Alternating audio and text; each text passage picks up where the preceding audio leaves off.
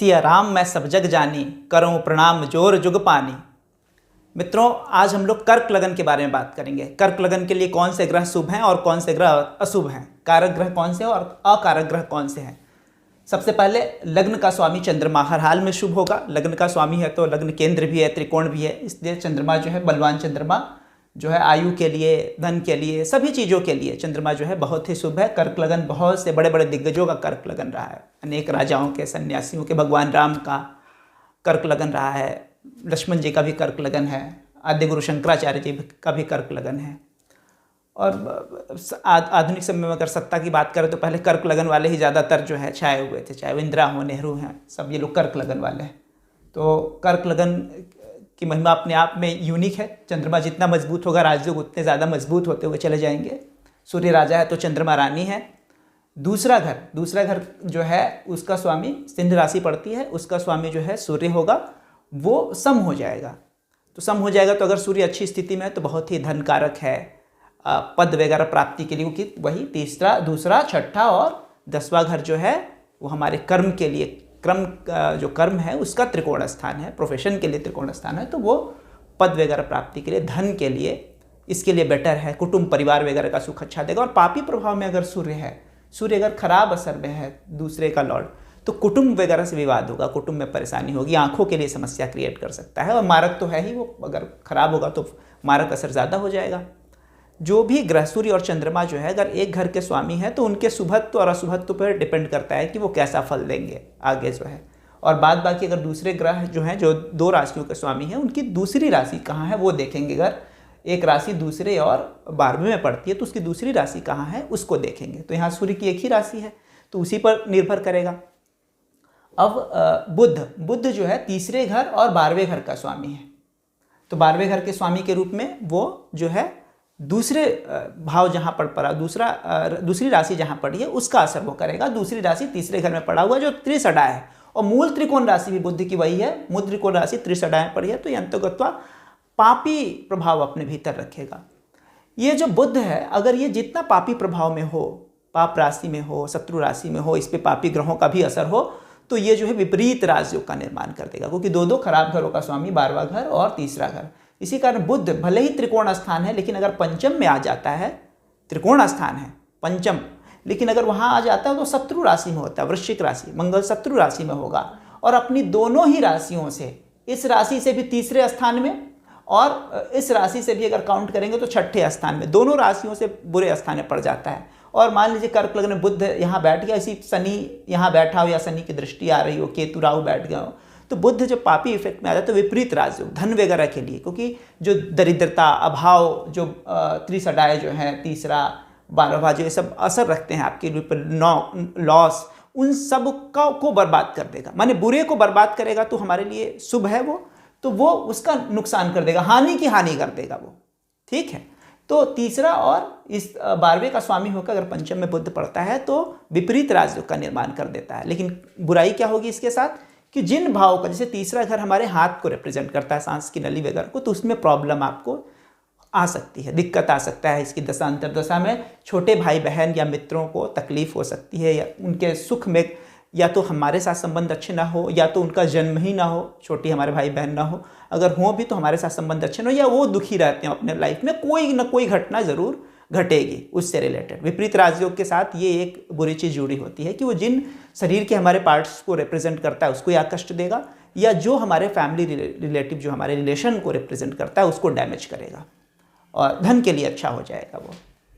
इसके बाद शुक्र जो है चौथे घर, केंद्र स्थान और 11वें स्थान का स्वामी हो जाता है। चौथा केंद्र स्थान के रूप में शुभ ग्रह जो है वो अपने शुभत्व का परित्याग कर देता है। फिर उसकी दूसरी राशि पर ही विचार करेंगे तो 11वां में है, वो त्रिसडाय है, तीसरा, छठा और 11वां भाव जो है वो त्रिसडाय है। तो त्रिसडाय का स्वामी होने की वजह से वो पापी ही हो जाता है। दूसरी बात कि कर्क लगन जो है वो चर लगन है। चर लगन के लिए 11वें घर का जो स्वामी होता है वो बाधक ग्रह होता है। तो धन के लिए तो अच्छा होगा शुक्र जो है, प्रॉपर्टी, चौथा अगर प्रॉपर्टी का भी, धन प्रॉपर्टी वगैरह के लिए तो शुक्र अच्छा है, बट वो अगर हम आयु के लिए, हेल्थ की दृष्टि से देखें तो ये अच्छा नहीं है। कई जगह जब हम मारक ग्रहों का एनालिसिस करते हैं तो उसमें 11वें के स्वामी को भी रीड किया जाता है बाधक के रूप में। बाधक मारक प्रभाव अपने भीतर रखता है, कभी मैं बाधक ग्रहों के बारे में बात करूंगा तो फिर बताऊंगा कि अलग अलग किस्म से बाधक क्या असर होते हैं, उसको लेकर भी बहुत सारी कन्फ्यूज़न है। कर्क लगन में बाधक ग्रह जिस भाव में जाकर नीच का हो जाए उस भाव से रिलेटेड जो है दुख तकलीफ देने लग जाते हैं। जैसे अगर कर्क लगन है तो इसका नीच का जो है इस तीसरे घर में ये नीच का होगा छोटे भाई बहन का। अगर वहाँ पे नीच का शुक्र है तो छोटे भाई बहन के लिए थोड़ा सा दिक्कत है, उनके साथ हमारे संबंध या खुद वो दुखी रह रहे हैं, कुछ ना कुछ प्रॉब्लम होगा, डिस्प्यूट क्रिएट करेगा ये जो नीच का अगर वहाँ जाता है तो शुक्र को समझ लिया हम कि धन के लिए अच्छा है पर आयु स्वास्थ्य वगैरह के लिए अच्छा नहीं है। इसके बाद गुरु जो है वो छठे घर का भी स्वामी हो जाता है और नवम भाव का भी। मूल त्रिकोण राशि छठे में चली आती है, तो हालांकि नवम भाव छठे से ज़्यादा शुभ है तो नवम का प्रभाव ज़्यादा रहेगा। गुरु अगर मजबूत है तो धन वगैरह के लिए भाग्य है तो धन है ही, पिता दैवी कृपा ईश्वरीय कृपा इन सब चीज़ के लिए। अगर पीएचडी वगैरह हायर एजुकेशन में भी जो है पंचम भी एजुकेशन है अच्छा हायर एजुकेशन, और ये उससे भी ज़्यादा पीएचडी करना हो प्रोफेसर बनना हो उसके लिए नवम भाव गुरु जो है बहुत ही शुभ हो जाता है इस लगन के लिए। कर्क लगन के लिए नवम भाव का स्वामी होकर तो वो बहुत ही ज्ञान वगैरह के लिए इसके लिए अच्छा है। और अगर कमज़ोर होगा तो शत्रु द्वारा पीड़ित होगा। मजबूत अगर होता छठे घर का स्वामी तो कंपटीशन में सफलता आएगा, शत्रु तो बनेंगे लेकिन हम उसे जीत लेंगे। अगर गुरु जो है क्योंकि मूल त्रिकोण राशि यहाँ पड़ी हुई है तो वो शत्रु बनेंगे लेकिन हम उन्हें जीत लेंगे, क्योंकि अंततः तो हमारे भाग्य का भी घर का स्वामी है तो इसका प्रभाव रखा हुआ। लेकिन इसी पर अगर मैं बात करूँ कि कर्क लगन का ठीक उल्टा मकर लगन हो जाता है, और मकर लगन में भी बुध जो है मकर लगन अगर इसको लग्न बांध दे तो ये छठा घर और जो हमारा छठा घर 12वां घर वो छठा घर हो जाएगा, यहाँ से काउंट करेंगे तो 1 2 3 4, और जो हमारा यहाँ तीसरा घर है वो हमारा 9वां घर हो जाएगा। जैसे कि इस कुंडली के लिए कर्क के लिए छठा और 9वां घर जैसे गुरु स्वामी वैसे ही बुध स्वामी हो जाएगा। लेकिन यही जरा से अगर चीज़ें देखें तो बिल्कुल चीज़ें चेंज होती चली जाती हैं। यहाँ मूल त्रिकोण राशि जो है वो छठे में है और स्व राशि जो है वो नवम में है, लेकिन मकर लग्न में बुध की जो है स्व राशि छठे में, मूल त्रिकोण राशि जो है नवम भाग्य स्थान में है।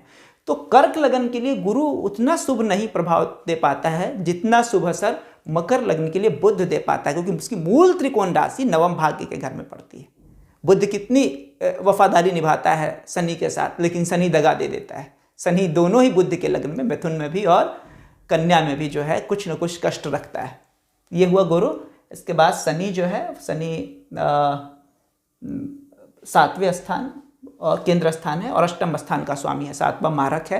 केंद्र स्थान के रूप में इसकी राशि पड़ने की वजह से वो अपने पाप प्रभाव का तो परित्याग कर देगा, लेकिन वो उसकी दूसरी राशि जो है मूल त्रिकोण राशि अष्टम में पड़ी हुई है, तो शनि मूल रूप से पापी ही रहता है। और ये जो है मारक घर भी है, सप्तम भी मारक है और अष्टम भी जो है वो अनिष्ट स्थान है आयु के लिए। तो ये शनि कर्क लगन के लिए शनि सबसे ज़्यादा डेंजर हो जाता है। शनि के प्रभाव में इंदिरा गई। कर्क लगन वालों को शनि बहुत ही पीड़ित करता है, क्योंकि एक इमोशनल राशि भी है, चंद्रमा बहुत ही सॉफ्ट है, तो शनि उसके लिए बहुत ही डेंजर। शनि और चंद्रमा में बहुत ही वैर का रिश्ता है। अगर हम मैंने शनि और चंद्रमा ये सब समझाते समय मैंने रोहिणी नक्षत्र का जिक्र करते समय बताया था कि चंद्रमा का कैसे उससे लगाव है और शनि उसी राशि पे कैसे नक्षत्र में क्यों डेंजर हो जाता है। दोनों का शत्रुता का संबंध है।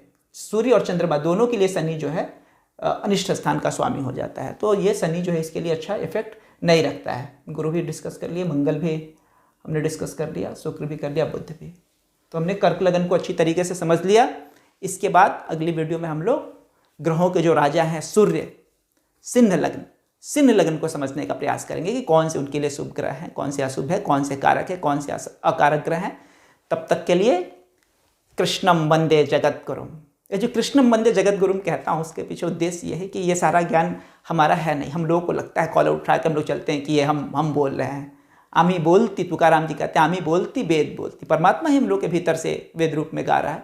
तो ये सारा ज्ञान कृष्ण का है, सभी ज्ञान कृष्ण का है जो हमें बुलवा पा रहा है, हम बोल पा रहे हैं, आप तक जा पा रही है, ये कृष्ण का ही है। इसलिए मैं कहता हूँ कृष्णम वंदे जगत गुरु वही है और उनके प्रभाव से ही हम लोग बोल पा रहे हैं। ठीक है, तो इसीलिए मैं कहता हूँ कृष्णम वंदे जगत गुरु।